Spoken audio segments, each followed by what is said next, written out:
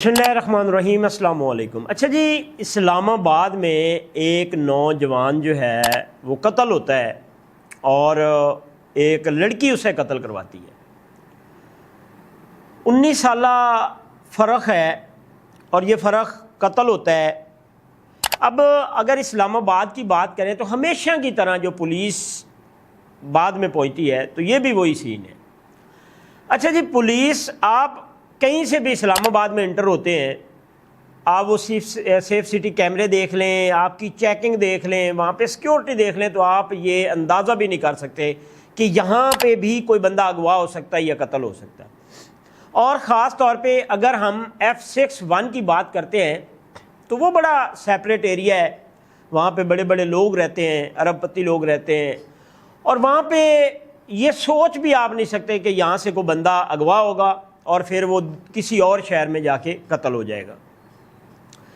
4 और 5 की दरमियानी रात में ग़ुलाम कादिर साहब हैं, इनके ये इकलौते बेटे हैं फ़र्क, प्रॉपर्टी का ये काम करते हैं और वीगो डाले के ऊपर ये तकरीबन 11 बजे के बाद 12 बजे के करीब जो है ये अपने घर पहुंचते हैं। जब ये घर पहुंचते हैं तो इनको एक करोला गाड़ी, काले कलर की ब्लैक रंग की गाड़ी जो है इनका पीछा कर रही होती है।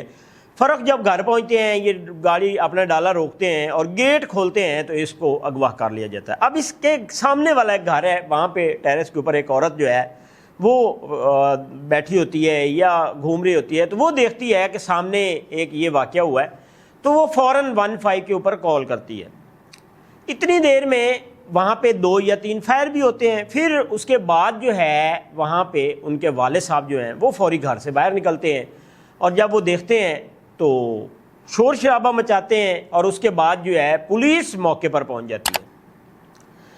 अब अगर बार वक्त पुलिस आ जाती है, 5 या 10 मिनट में वहाँ पे पुलिस पहुँच जाती है, तो 15 कॉल वायरलेस चले तो मेरे ख्याल में इस्लामाबाद से बाहर किसी को नहीं लेके जा सकते, क्योंकि उसकी वजह ये होती है कि वहाँ पे सिक्योरिटी के इतने इंतज़ामात हैं कि अब इस्लामाबाद को जो है वो मुकम्मल सेफ़ किया गया, और सेफ़ करने का मकसद यही है कि बाहर से कोई दहशतगर्द, बाहर से कोई कातिल ना आ जाए। अब ये गाड़ी देखें कि असला लेके इस्लामाबाद में इंटर होती है और फिर F6 में इंटर होती है। आप अगर इस्लामाबाद जाते हैं या F6 वाली साइड पे जाते हैं तो आपको काफ़ी ज़्यादा चेक पोस्टें जो हैं वो रास्ते में नज़र आती हैं और वहाँ पे आपको बाकायदा चेक किया जाता है, तसल्ली से चेक किया जाता है। तो ये गाड़ी वहाँ से निकलती है, पुलिस फौरी पहुँचती है, कार्रवाई का आगाज़ भी करती है, लेकिन बर वक्त पुलिस उसको सीरियस नहीं लेती। पुलिस बाद में जाके अपने थानों में, अपनी चेक पोस्टों में बैठ जाती है और वो लड़का यहाँ से अगवा हो जाता है। फिर उसको मर्दान के करीब जो है सवात मोटरवे के ऊपर जो है उसकी डेड बॉडी मिल जाती है। अब पुलिस जब सीरियस नहीं लेती तो दूसरे दिन ग़ुलाम कादिर साहब जो है ये किसी वज़ीर साहब के रेफरेंस से किसी वज़ीर को कहते हैं कि मेरा बेटा अगवा हो गया है और ये इशू है, तो वो IG इस्लामाबाद को जब कॉल करते हैं तो उसके बाद मामला जो है वो काफ़ी पुलिस की दौड़ें लग जाती हैं। पुलिस इसके ऊपर वर्क करना स्टार्ट कर देती है और जब पुलिस वर्क करती है तो दूसरे दिन जो है उस शख्स की जो लाश है वो सवात से मिल जाती है।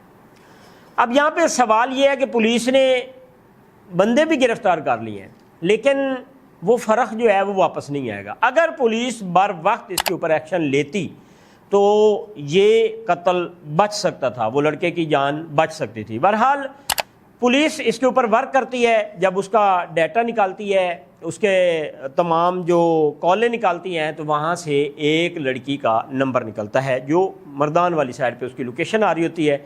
उससे जब रब्ता किया जाता है, 19 साला ये लड़की है, खूबसूरत है और मानूर इसका नाम है। ये जो मानूर है ये पुलिस इसको बुलाती है तफ्तीश के लिए। पहले तो ये कहती है जी हम दोस्त थे, फिर उसके बाद पुलिस का जो शक है वो मज़ीद बढ़ता है। जब तफ्तीश होती है तो वो कहती है जी मैंने बिल्कुल करवाया है। अब यहाँ पे जो कातिल हैं, जो कत्ल करने वाला है, वो भी कांस्टेबल है, पुलिस का मुलाजिम है, और उसका जो वालिद है वो भी DSP है KPK में। बाप बेटा दोनों पुलिस में है।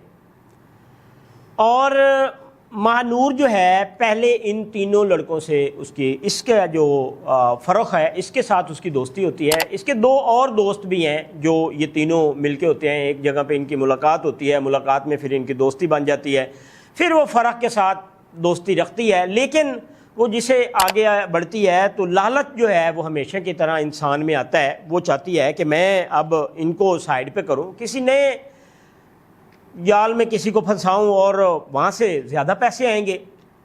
تو اس کے بعد جو ہے غلام قادر صاحب جو ہیں یہ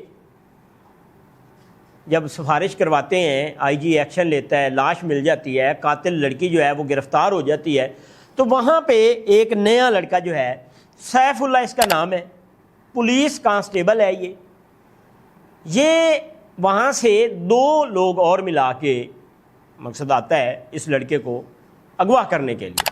اور یہ بتاتے یہ ہیں کہ رستے میں ہی اس نے کوئی مزاحمت کی ہے, ہم نے بٹ مارا ہے اور وہ کوئی زیادہ لگ گیا ہے. اب یہ چیزیں تو بعد میں سامنے آئیں گی.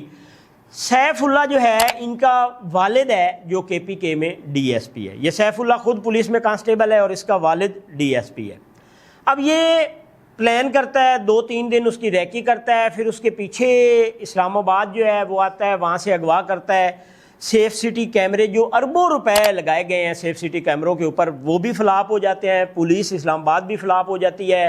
اور اس کے بعد یہ جو ہے اغوا کار کانسٹیبل سیف اللہ, اس کے اتنا نیٹ ورک مضبوط ہے کہ اسلام آباد پولیس اس سے نہیں پوچھتی, کسی ناکے کے اوپر نہیں روکا گیا, اس کی گاڑی کی تلاشی چیکنگ نہیں کی گئی.